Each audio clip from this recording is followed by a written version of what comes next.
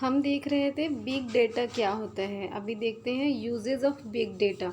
जो इतना सारा डेटा है ऑल अराउंड द ग्लोब, उसका क्या क्या यूज़ होता है और कैसे हम उसे कैश करवा सकते हैं, कैसे हम उसको बेनिफिशियल बना सकते हैं। तो एक होता है लोकेशन ट्रैकिंग। सभी को मालूम होगा गूगल मैप सभी के मोबाइल में इनबिल्ट इंस्टॉल होता है। आप जब नया मोबाइल ख़रीदते हो तो इनबिल्ट गूगल मैप उसमें होता ही है, जो कि आपकी लोकेशन को ट्रैक करता है। आप इस वक्त कहाँ पर हो, जोग्राफिकल लोकेशन को ट्रैक करता है आपकी। Big data has been useful in identifying and tracking the exact location of a place. तो ये बिग डेटा जो है, गूगल पे सारा डेटा मौजूद है, मोबाइल ग्लोब पे सारा डेटा मौजूद है, इंटरनेट पर हर एक एरिया की लोकेशन वहाँ पे डाली हुई है, हर एक एरिया का सराउंडिंग वहाँ डाला हुआ है। तो वो ये जो डेटा होता है वो यूज़फुल होता है कोई लोकेशन को ट्रैक करने के लिए, किसी प्लेस को ट्रैक करने के लिए।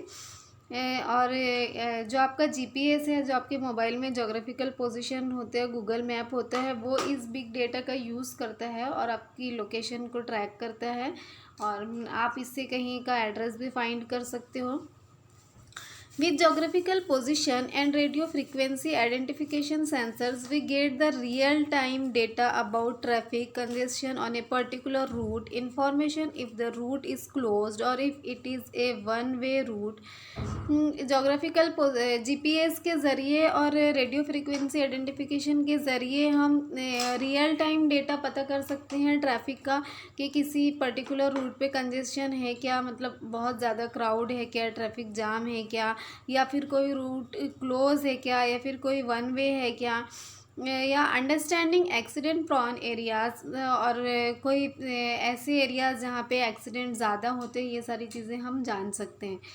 You can plan your own route according to the travel time and the transportation of goods। और जब आप जीपीएस के ज़रिए किसी एरिया की लोकेशन जान लेते हो, किसी एरिया का ट्रैवल टाइम और वहाँ का रूट, वहाँ की कन्वेंस, वो सारी चीज़ें जब आप जान लेते हो उसके ज़रिए, तो आप अकॉर्डिंगली अच्छे से प्लान कर सकते हो। आपका ट्रैवल टाइम आप प्लान कर सकते हो। आप जीपीएस के ज़रिए आपको ये पता चल जाता है कि आपका जर्नी कितने टाइम का होने वाला है, कितने आवर का, कितने ड्यूरेशन का ये जर्नी होगा।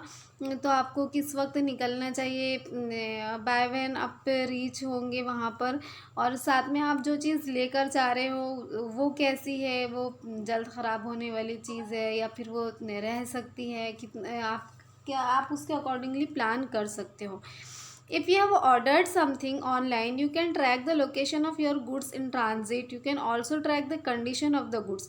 अगर आपने कोई ऑनलाइन परचेज़ किया है तो आप ट्रैक कर सकते हो कि अभी वो सामान कहाँ तक पहुँचा है, वो सामान आ रहा है, तो साथ ही आप उसकी कंडीशन भी ट्रैक कर सकते हो। This has immensely helped the logistic companies to reduce risk in transport, improve speed and reliability in delivery। तो ये सारी चीज़ें होती हैं। ये जो बिग डेटा होता है, जीपीएस का जो ये बिग डेटा को यूज़ करता है, इससे लॉजिस्टिक कंपनीज़ जो ट्रांसपोर्टेशन वाली कंपनीज़ होती है, सामान को इधर से उधर ले जाने का जो काम करती है वो कंपनीज़, उनके लिए ये डेटा बहुत ज़्यादा हेल्पफुल होता है।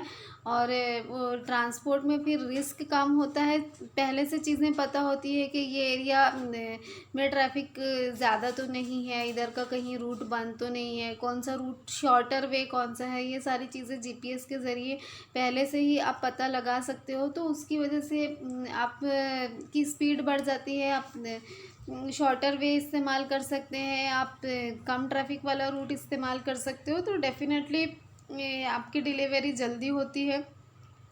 आपको पता होता है कि ये एरिया सेफ़ है, यहाँ पे ट्रैफिक कम होता है, तो डिलीवरी भी रिलायबल हो सकती है।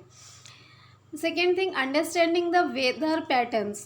वेदर फोरकास्टिंग तो हम बहुत टाइम से देखते आ रहे हैं कि जगह जगह ही सारी दुनिया में सेंसर्स और सैटेलाइट्स लगे हैं और वो वेदर फोरकास्टिंग करते हैं। उसकी वजह से अभी देखिए आपके मोबाइल पे भी रोज़ लिखा आता है कि आज का टेम्परेचर कितना है, कल का टेम्परेचर कितना एक्सपेक्टेड है, मौसम कैसा रहने वाला है, बारिश होने वाली है, धूप निकलने वाली है। तो अकॉर्डिंगली आप चीज़ों को प्लान कर सकते हो।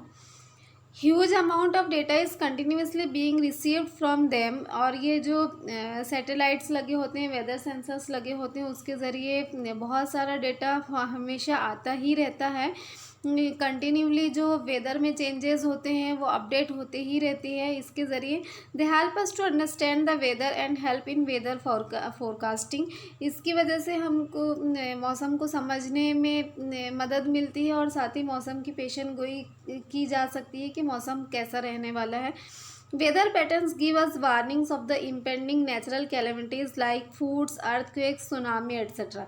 एक बहुत ही अहम चीज़ कि वेदर पैटर्न जब हमको पता चलता है, जब ये सैटेलाइट्स के ज़रिए डेटा हमारे पास में आता है, तो हमको एक नेचुरल कैलेमिटीज़ अगर कोई आने वाली हो तो एक आइडिया हो जाता है कि यहाँ पे फ्लड आ सकता है, यहाँ पे अर्थक्वेक आ सकता है या सुनामी आ सकती है, तो हम पहले से ही सेफ्टी मेजर्स ले लेते हैं। Necessary preparations to combat them can be made well in advance. और जो ज़रूरी तैयारियां होती है इन चीज़ों से मुकाबला करने के लिए, इन चीज़ों से बचने के लिए, इनके नुकसानात से बचने के लिए, कहीं फ्लड आता है, कहीं अर्थक्वेक आता है, तो आप अगर आपको पहले से एक अंदाज़ हो, आपको पता हो कि यहाँ पे अर्थक्वेक आने वाला है, तो आप पहले से वो जगह छोड़ के जा सकते हो। आप फ्लड का आपको पता है तो आप वो कहीं और मूव कर सकते हो, माइग्रेट कर सकते हो और ऊंचाई पे जा सकते हो। जो भी आप प्रिकॉशंस लेने की ज़रूरत पड़ती है वो सारी चीज़ें आप कर सकते हैं और अकॉर्डिंगली गवर्नमेंट भी उसके लिए इंतज़ाम करती है। We can study global warming, predict availability of natural resources like water। साथ ही हम ग्लोबल वार्मिंग की भी स्टडी कर सकते हैं और नेचुरल रिसोर्सेज कितने सस्टेन करेंगे, पानी कितना है वो सर्वाइवल के लिए काफ़ी है या नहीं है, हमको कितना उसका यूज़ करना है, ये सारी चीज़ें जो भी नेचुरल रिसोर्सेज है उसकी क्या अवेलेबिलिटी है, वो सारी चीज़ें हम इनके ज़रिए पता कर सकते हैं। हाँ, एक बहुत ही अहम चीज़ हेल्थ केयर इंडस्ट्री में डेटा का बहुत इम्पोर्टेंस है। Today we see that people have become health conscious. अब भी हम जानते हैं कि सारे ही लोग हेल्थ कॉन्शियस हो गए हैं, सभी लोग अपनी सेहत की फ़िक्र करते हैं। The smart watches, other wearable health apps in our phone keep on collecting data. हमारे फ़ोन में ऐसे बहुत सारे ऐप्स हम डाउनलोड कर सकते हैं जो जो हमारी हेल्थ को ट्रैक करते हैं और हमारी हेल्थ को मेंटेन करने में यूज़फुल होते हैं उसके, और ये भी डेटा कलेक्ट करते हैं। वी कैन से, हम कह सकते हैं that there are our own mini biomedical research devices. हम ऐसा कह सकते हैं कि हमारा खुद का मिनी बायोमेडिकल रिसर्च डिवाइस हमारे पास है मोबाइल की सूरत में। They detect our heart rate, वो हमारे हार्ट रेट को पता कर सकते हैं मोबाइल के ज़रिए। Monitor the patient sleep pattern, mobile के ज़रिए ये डेटा के ज़रिए हम पेशेंट का स्लीप पैटर्न पता किया जा सकता है। कीप ए रिकॉर्ड ऑफ इस एक्सरसाइज, पेशेंट की एक्सरसाइज का रिकॉर्ड मेंटेन किया जा सकता है। द डिस्टेंस वॉकड, आपने कितने कदम चले उसका रिकॉर्ड रखा जा सकता है। The analysis of this data collected can give new insights and provide a personalized individual feedback to each and every person। तो ये जो सारा डेटा जमा होता है, ये जो सारा डेटा सेव होता है, आपका क्या हेल्थ पैटर्न है, आपकी एक्सरसाइज का रूटीन क्या है, आप कितने कदम रोज़ाना चल रहे हो, आपकी हार्ट रेट क्या है, स्लीप पैटर्न क्या है, ये सारे डेटा को एनालाइज करके एक पर्सनलाइज्ड इंडिविजुअल फीडबैक हासिल किया जा सकता है। Nowadays we have gadgets to monitor blood sugar, blood pressure etc।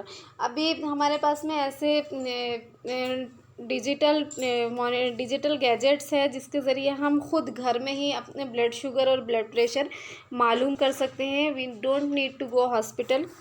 At home 24/7 monitoring can be provided to patients in hospitals too। और घर पे ही हॉस्पिटल जैसी 24/7 मॉनिटरिंग की जा सकती है ये सारे गैजेट्स के ज़रिए। With the help of big data, the doctors can now have better diagnosis of any ailment, the effect of any drug, etc. और ये जो सारा डेटा जमा होता है, जो बिग डेटा होता है, उसके ज़रिए डॉक्टर किसी भी बीमारी को बेहतर तरीके से डायग्नोस कर पाते हैं। क्योंकि देखो कैसा होता है कि मशीन डेटा जो होता है वो सारा आपकी नज़रों के सामने एक साथ होता है और आप उसको एनालाइज कर सकते हो।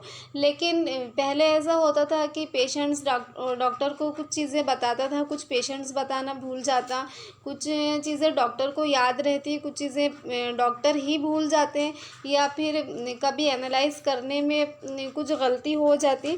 लेकिन अभी ऐसा नहीं होता, सामने से ही सारा डेटा अवेलेबल होता है और अकॉर्डिंगली डॉक्टर डायग्नोस कर पाते हैं किसी बीमारी को। सारी डिटेल सामने होती है और किसी ड्रग के क्या यूजेस हो रहे हैं, क्या उसके बेनिफिट्स है और क्या उसका साइड इफ़ेक्ट हो रहा है, ये सारी चीज़ें पता चल जाती हैं।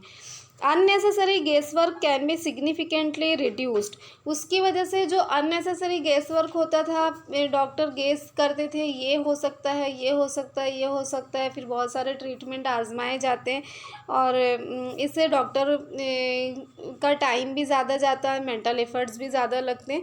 तो ये सारी चीज़ें रिड्यूस हो गई है क्योंकि अभी डिजिटल डिवाइसेस से सारा डेटा हासिल किया जा सकता है और गेसिंग करने की ज़रूरत नहीं पड़ती, सारी चीज़ें एक्यूरेटली पता चल जाती है।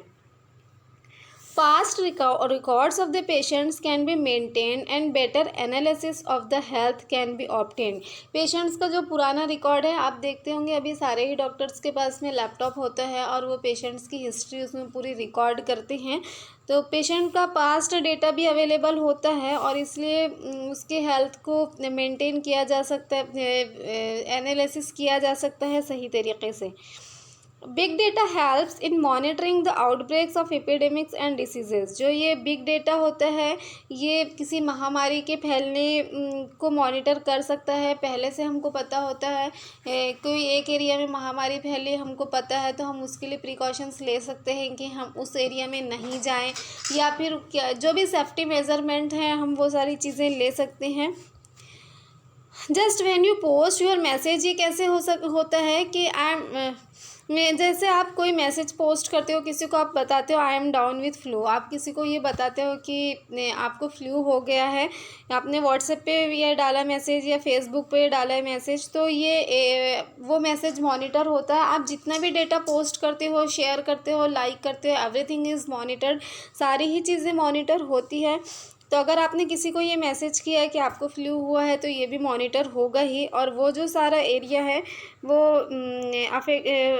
अफेक्टेड बाय द फ्लू ऐसा नॉमिनेट किया जा सकता है और वहाँ पे नेसेसरी प्रिकॉशंस ली जा सकती हैं।